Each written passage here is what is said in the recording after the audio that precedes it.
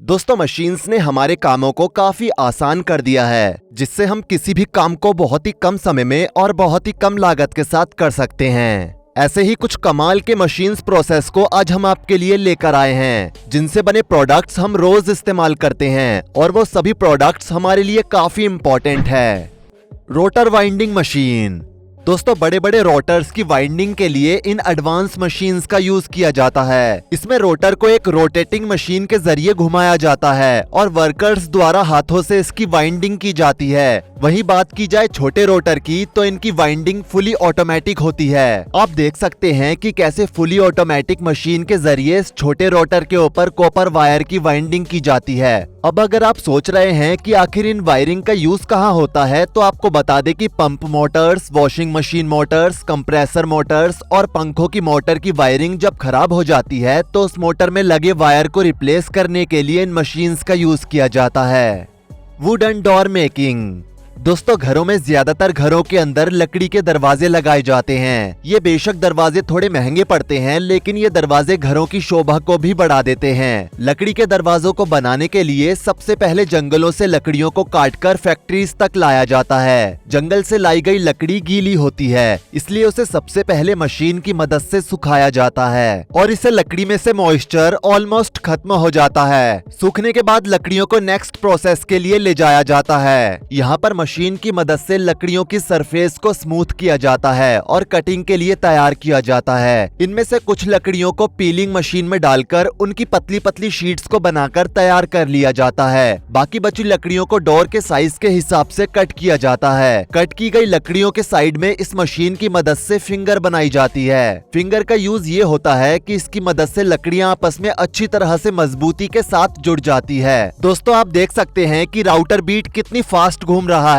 और लकड़ी में कितनी तेजी के साथ फिंगर बन रहे हैं। है ना कमाल का प्रोसेस। इसके बाद फिंगर बनाई हुई लकड़ियों में ग्लू लगाकर मशीन की मदद से जोड़ा जाता है और इन लकड़ियों के छोटे छोटे टुकड़ों को काटकर डोर की साइज फ्रेम बनाई जाती है और ऐसे ही डोर की आउटर फ्रेम भी बनाई जाती है। दोस्तों ये साइड फ्रेम और आउटर फ्रेम कस्टमर के ऑर्डर के अकॉर्डिंग छोटी या बड़ी हो सकती है। आउटर फ्रेम बनाने के बाद फ्रेम के अंदर की स्पेस को लकड़ियों के छोटे छोटे टुकड़ों से फिल करके सेट किया जाता है। अब फ्रेम को पूरी तरह से लकड़ी के टुकड़ों से फिल करने के बाद लकड़ी के एक्स्ट्रा पार्ट को कटर की मदद से कट किया जाता है और इसी तरह से डोर फ्रेम का बेस बनाया जाता है। इसके बाद बारी आती है शुरुआत में पीलिंग मशीन से बनाई गई शीट्स को इन लकड़ियों के फ्रेम के ऊपर चिपकाने की। इसके लिए सबसे पहले इन शीट्स पर एक मशीन की मदद से ग्लू लगाया जाता है। ग्लू लगाने के बाद एक शीट पर छोटे छोटे टुकड़ों को रखा जाता है। फिर इन शीट्स को इस तैयार वुडन फ्रेम को कवर करते हुए रखा जाता है। इन छोटी छोटी शीट्स को इस वुडन फ्रेम पर जमाने के बाद अंत में एक बड़ी शीट पर ग्लू लगाकर इन सभी छोटी छोटी शीट्स को कवर करते हुए इस पर रख दिया जाता है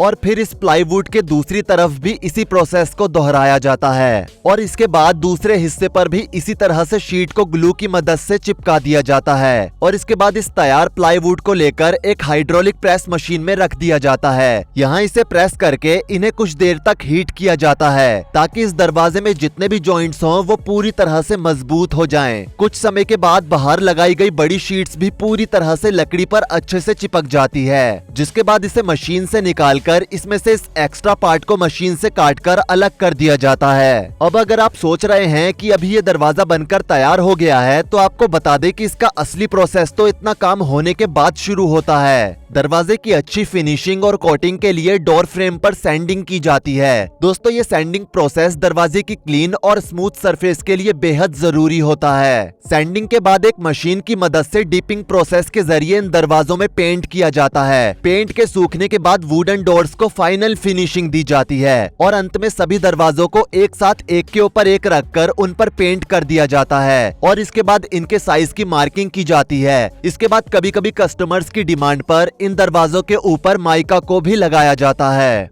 razor blade making process.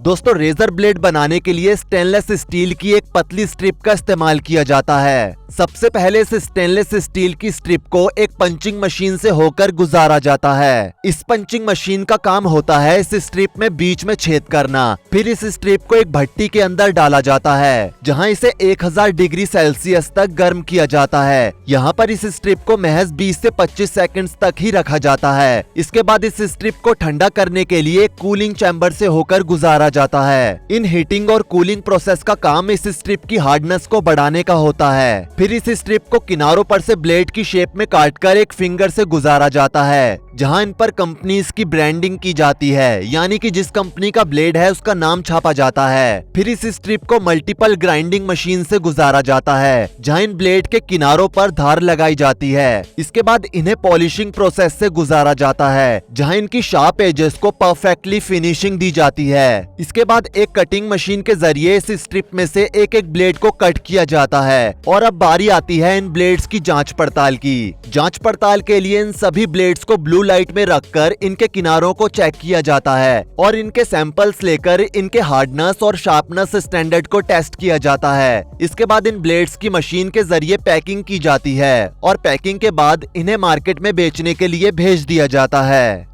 Iron rod making. दोस्तों, आयरन रोड जिन्हें लोहे के सरिये कहा जाता है, इसका इस्तेमाल आजकल हर तरह से हो रहा है। इंफ्रास्ट्रक्चर डेवलप करने से लेकर घरों और बिल्डिंग्स को बनाने के लिए। आयरन रोड को फैक्ट्री में बनाने के लिए सबसे पहले लोहे के स्क्रैप यानी कि भंगार को लाया जाता है। स्क्रैप में लोहे के पुराने सामान और कई तरह के टुकड़े शामिल होते हैं। फिर लोहे के स्क्रैप को वर्कर्स द्वारा एक ट्रॉली में लोड किया जाता है और फिर इस ट्रॉली को एक बड़ी सी भट्टी तक लाया जाता है। यहाँ इस ट्रॉली से स्क्रैप को काफी सावधानी से इस भट्टी में डाल दिया जाता है। ये भट्टी लोहे के स्क्रैप को पिघलाने का काम करती है। इस भट्टी के अंदर इस स्क्रैप को मेल्ट होने तक गर्म किया जाता है। कुछ देर यूं ही भट्टी में रहने के बाद जब ये स्क्रैप पूरी तरह से लिक्विड में बदल जाता है तो फिर इस पूरे कंटेनर को एक क्रेन की मदद से बाहर निकाला जाता है। फिर इस मेल्टेड लिक्विड को एक छोटे कंटेनर में लाया जाता है। यहाँ से इस लिक्विड को इन मोल्ड्स में डाला जाता है। इस तरह से थोड़ा थोड़ा करके इस लिक्विड को इन सभी मोल्ड्स में डाल दिया जाता है। कुछ देर के बाद ये melted liquid red hot beams का रूप ले लेते हैं। थोड़ी देर बाद ठंडा होने के बाद इन मोल्ड से इन रेड हॉट बीम्स को बाहर निकाला जाता है। फिर इन बीम्स को एक जगह कलेक्ट कर लिया जाता है और दोस्तों, इन बीम्स की मदद से ही अब लोहे के सारे प्रोडक्ट्स बनाए जाते हैं। लोहे के इन बीम से सरिया बनाने के लिए इन्हें एक कन्वेयर बेल्ट पर रखा जाता है। यहाँ से ये कन्वेयर बेल्ट इन्हें दूसरी फर्नेस यानी कि भट्टी तक ले जाती है जहाँ इन बीम्स को रेड हॉट होने तक गर्म किया जाता है। 3000 डिग्री सेल्सियस टेम्परेचर पर गर्म होने के बाद जब ये बीम पूरी तरह से लाल हो जाता है तो इन बीम्स को एक एक करके अलग बाहर लगे कन्वेयर बेल्ट पर डाल दिया जाता है। यहाँ से इन बीम्स को आगे लगी डाई मशीन से गुजारा जाता है जिससे ये बीम पतला और लंबा हो जाता है। एक बार इस बीम की आइडल लेंथ हो जाने के बाद इस बीम को सरिये की शेप में लाने के लिए मल्टीपल डाई मशीनों में से गुजारा जाता है जिससे ये बीम पतले और लंबे हो जाते हैं। यहाँ इस लोहे को एक डाई से निकालकर दूसरी छोटी डाई में डाल दिया जाता है। इस तरह से इस लोहे को छोटी से छोटी डाई में से बराबर गुजारा जाता है और हर एक डाई से निकलने के बाद ये बीम और भी पतला हो जाता है और एक सरिये का शेप लेने लगता है। इस तरह से फाइनल डाई से गुजारकर ये लोहे की रोड एक परफेक्ट सरिये की शेप में आ जाती है। फिर इसे ठंडा होने के लिए एक तरफ रख दिया जाता है और ठंडा होने के बाद ये सरिया पूरी तरह से बनकर तैयार हो जाता है। Steel sheet making.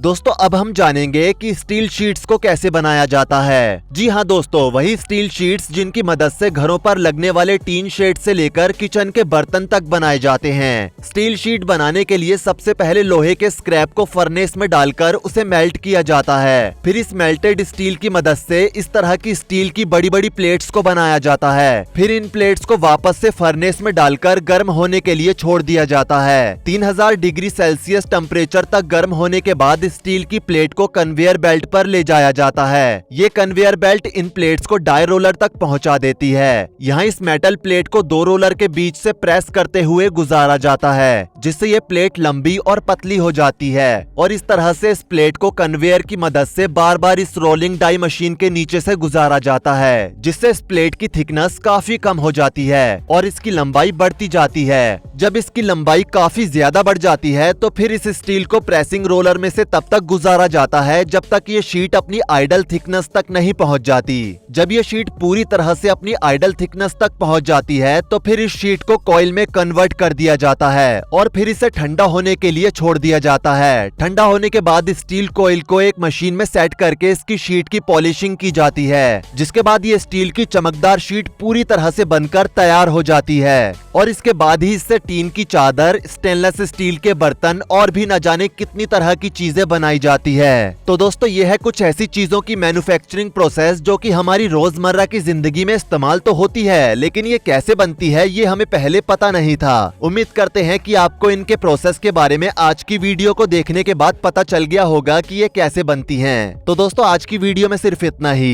जाने से पहले वीडियो को लाइक शेयर जरूर करें और ऐसी ही और वीडियोस के लिए इस चैनल को सब्सक्राइब करके साथ में बेल नोटिफिकेशन को भी ऑल पर सेट कर लें। धन्यवाद।